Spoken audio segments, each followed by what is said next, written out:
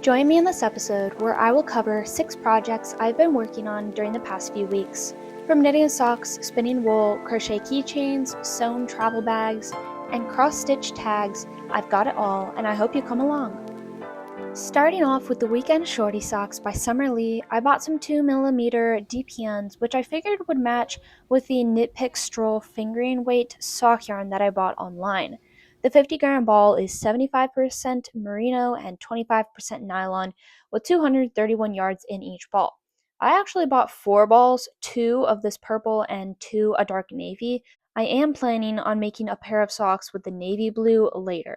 So I started off with a gauge swatch to make sure my 2mm would work, and thank goodness they did, and so I started making the actual sock part. Hey guys, I have an update on my sock. I also made a sock blocker, so I'll put it on in a minute so I can show you guys a lot better, but just 2 pieces of cardboard and packing tape around them works pretty well for right now.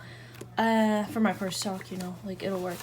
And here's the pattern I'm using. The Weekend Shorty socks by Summer Lee. I've been really enjoying it. It makes a lot of sense. I haven't had any issues with it. I did one modification. I just see how there's 2 colors on the cuff. I just omitted the top color. So like I just did half the number of rib rows that it recommends. So I thought it would look weird if I did just one color, that much rib. So here it is currently. The rib is still a good length. My needles are fantastic. I love them so much. Also, let me put it on the sock blocker. Oh, here we go. It's on the sock blocker. I think it works really well. I have tried the socks on because there was a point where I was nervous they were going to be too big. Like it just felt really wide. So I thought it would be loose like on the long part of my foot. But it's fine. It's gonna be fine. I think the rib is a little bit loose, but I don't mind that very much at all. I'm going to start the decreases once I reach my little toe, like the tip of it. I have like 3 centimeters left probably, but I can get it done pretty fast. In like 2 days, I had finished this much of the sock. So I don't remember all the terms for it, but like I think this is the heel flap, and then this part is the gusset. Or this part is the gusset maybe. And then this long part, it's been taking me a couple days because I've been prioritizing other things like schoolwork. It's coming along nicely. I really like the color. I think I'm gonna end up gifting these to my mother. I think I'm not even halfway through this ball. So I might be able to make 2 pairs of socks with my 2 balls of yarn. I'm about to go on a couple-hour car trip, so maybe I'll get a couple centimeters through. I think that for my first time knitting a sock, I did pretty well. My stitches are neat and tidy for my first time using DPNs. The color is gorgeous, and I followed the pattern exactly. There were only a few times where I missed a stitch and then had to drop a stitch, and later on the stitches would look wonky, or I would unconsciously drop a stitch and do an increase later on to make up the stitch count. I know that an experienced sock knitter would have gone back and fixed it. I am okay with imperfections in my first sock, and I think the final result is something I can be proud of.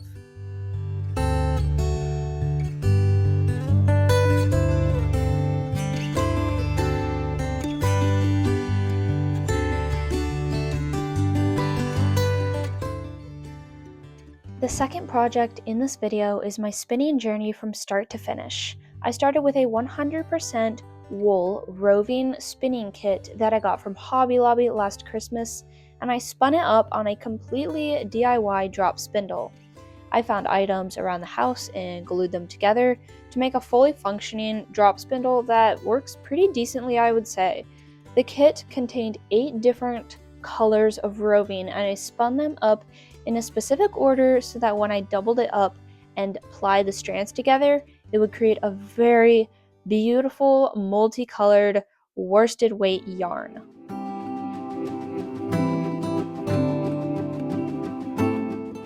It is such stunning yarn that I would not be upset if it sat on my yarn shelf for a few months. That might happen, however, because I genuinely have no idea what I would make with this, either knit or crochet. I live in Florida and I am not exactly in need of a 100% wool piece of clothing. So if you have any ideas, please drop them in the comments.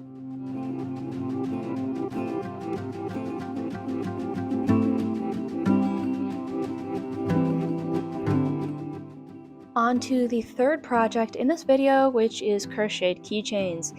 I saw on Instagram a reel and pattern of someone making these snowflakes, and I had some blue acrylic in my stash that, because it was worsted weight yarn, I thought it would do quite well as a keychain. I soaked the keychains in a mixture of water and cornstarch, pinned them out, and let them dry. This makes for a very stiff fabric, which created stiff and not floppy keychains. After about 9 hours, I'll unpin the snowflakes and put keychain attachments onto them. I am making these really cute keychains. I'm making snowflakes and then Christmas trees. I have yet to sew a stump on this one, and then I have to sew the rest of these. But I'm going to soak both of them in cornstarch and water, which I have done with these. Let them dry. These are almost dry. And the starch and water makes them stiff. I ended up making 3 types of keychains: snowflakes, Christmas trees, and fall leaves. I made them using stash yarn, and it was a great use for them.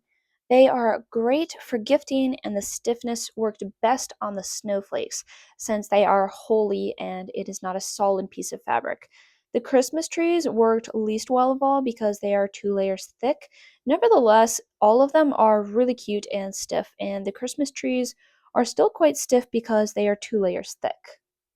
The fourth project is a really exciting one because it is sewing. For a long time, these makeup slash travel bags have really caught my eye, and they look simple enough. And during the past couple weeks, I've made about half a dozen of these and gifted all of them. Usually, I make them out of denim that I harvest out of used jeans, and for the lining, I sometimes go with denim, sometimes a stiff fabric from my fabric stash. There are tons of YouTube videos to show you how to make these in a wide range of colors, sizes, and fabrics, so I encourage you to find one that fits your needs. You hardly need a printed pattern for this because it is 4 simple rectangles sewn together, 2 for the lining and 2 for the outside. First thing to do when making these is to sew the zipper onto the outside part, and then you're going to sew the lining onto the zipper too so that there's no raw edges poking out, so it's super neat and tidy. I then iron it open so that I don't have to pin anything. This next step is super important so that the seam by the zipper is laying flat, so that there's no bulging and so it looks very tidy. There you go, a very immaculate line that makes it look really good. We're going to flip them open now and sew right here and then leave a gap on the other side. I am adding a handle so I can carry it around, though of course that is optional for you. Here's the final product. It's so cute and functional. All the people I've gifted these to are super happy with them, and I see them using them all the time. I use mine all the time too. From carrying my whips around or stocking snacks in the car, they have an endless amount of usage.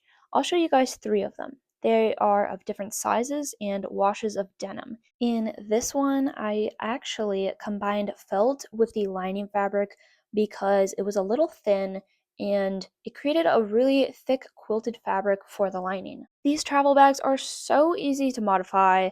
You can make it a different size, color, fabric. You can make it quilted, super lacy, add frills. Really, modifications are endless. The fifth project in this video are cross-stitched tags for gift giving. I made these before Christmas, and so I was able to use them as gift tags for the presents under the Christmas tree. When I started this project in early November, I had no idea what I was going to use them for. I just knew that I wanted to cross-stitch. I picked some little motifs, made them all in a couple of hours, and a couple weeks later I realized this project and set to work.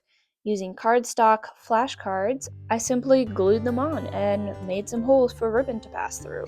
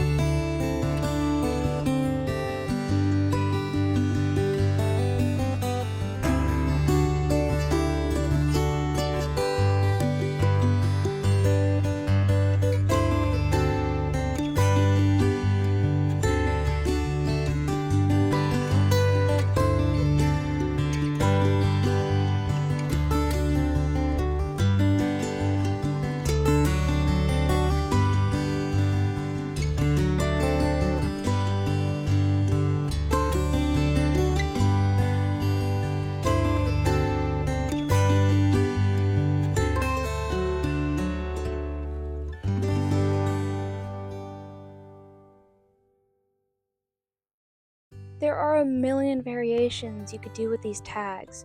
You could even embroider the motifs instead of cross-stitch them. You could do them for Valentine's Day and do a heart motif. For a birthday, you could do a present motif. Colored paper, pattern paper, circle tags, rectangle tags. There is endless variation, and Pinterest contains a lot of inspiration. So go grab some thread, pick a motif, and get sewing.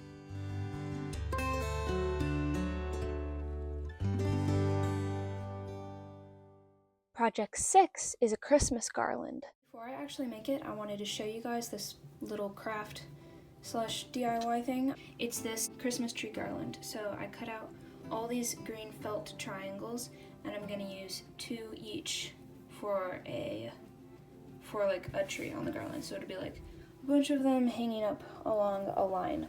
So I'm gonna use this brown yarn, which actually came from a pair of pants from Goodwill.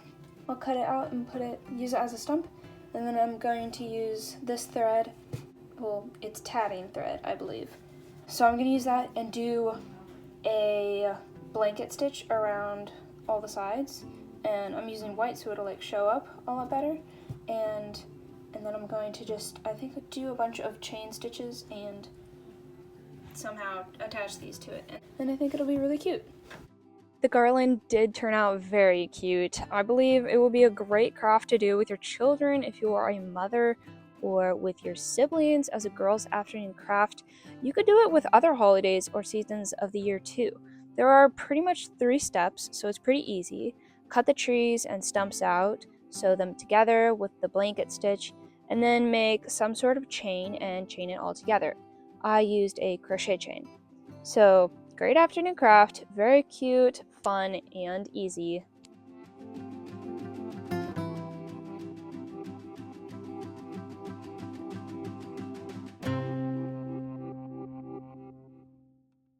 Thank you for joining me today. If you got this far, comment this emoji and follow for more crocheting, knitting, stitching, spinning, and sewing content. Have a good day.